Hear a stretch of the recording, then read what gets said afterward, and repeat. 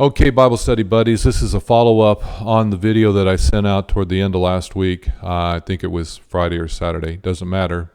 But I'm following up on verse 3 and tackling verses 4 and 5 and the beginning of verse 6 so that we can get a little bit more context here.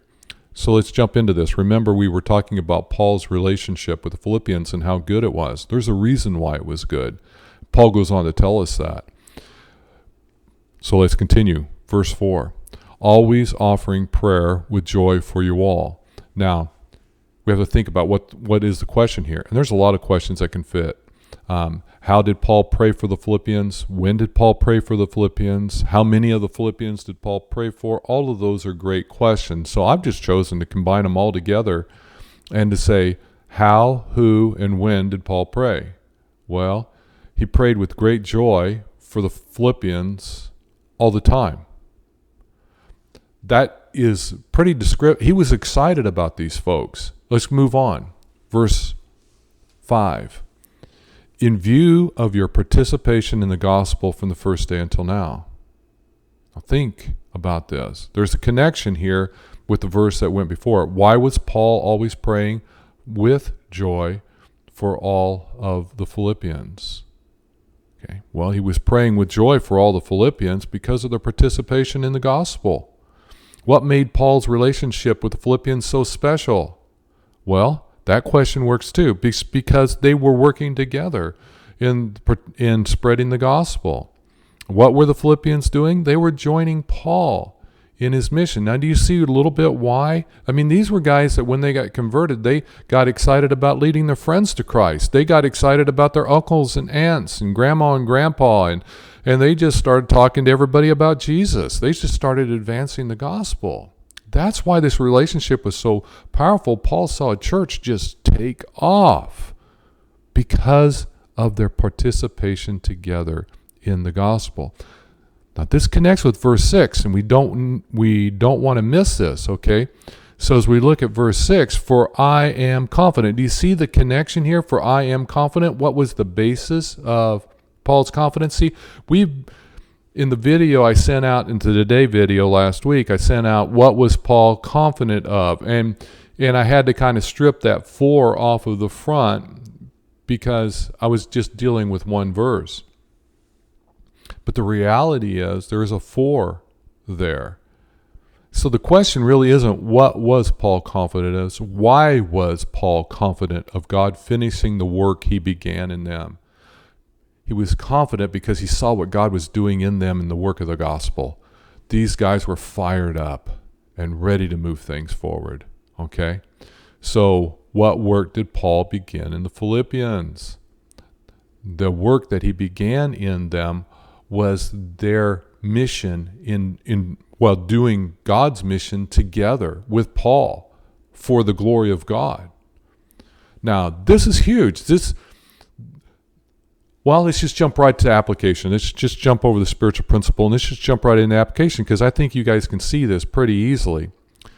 Do I have gospel relationships? In other words, my relationship with this other person is based upon getting the gospel to other people. As I think through my relationships, which one of them are my gospel relationships? Now, for a lot of us, there aren't going to be a whole lot of them. Now, if my relationships were centered on God's mission, what would change? In other words, if my best relationships, my closest relationships, say your marriage relationship, was centered on the gospel, about advancing the mission of God in your life, how would it change? What would change? Would our joint involvement with God affect our relationship? And I think the answer to that would be, well, it's going to affect it because now it's not just the 2 of you, it's the 3 of you. And that's going to change things, okay? How might God change my relationships? Who might God add to my relationships? Because the gospel is always going out to other people. There's a beautiful dynamic that goes on in a gospel-oriented relationships. And we'll get to that. Question number 6. Which of my relationships are struggling? what are those relations centered around? And what makes those relationships that I have that are struggling, what makes them work in the first place? Could the center of the relationship be part of the problem in the relationship? In other words, have we joined ourselves together to do something that is not advancing God's mission on the earth? And how would I know? How would I know? Am I willing to see the relationship change? Maybe this relationship is doing things for me that is not God honoring, and I don't want it to change. I kind of like it the way it is. You can expect to struggle then because you're fighting against God, and it isn't going to work. What step could I take if I wanted it to change? Okay, let's just keep going. What drew me to the relationship in the first place? Maybe it's a relationship I really need to abandon. I need to let it go because it's not doing any good for me. Okay? Where do I go and find solid relationships? Maybe I don't have a lot of solid relationships in my life. Where do I go? Well, may I make a suggestion? Church is a good place to start. A gospel mission-oriented church is a good place to start.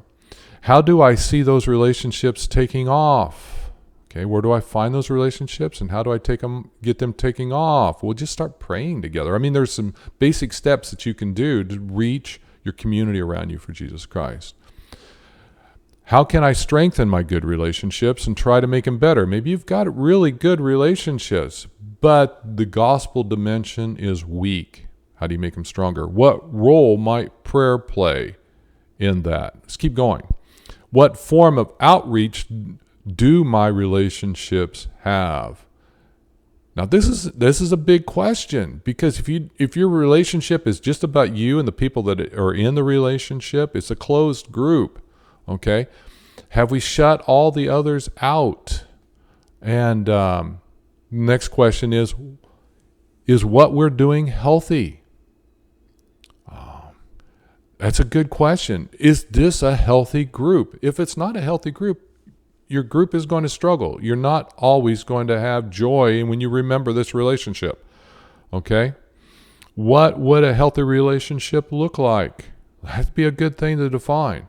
And what if we did that good thing? And what I mean by that good thing, what if this relationship has potential to do good for people outside its circle? In other words, my relationship with this person could really benefit other things.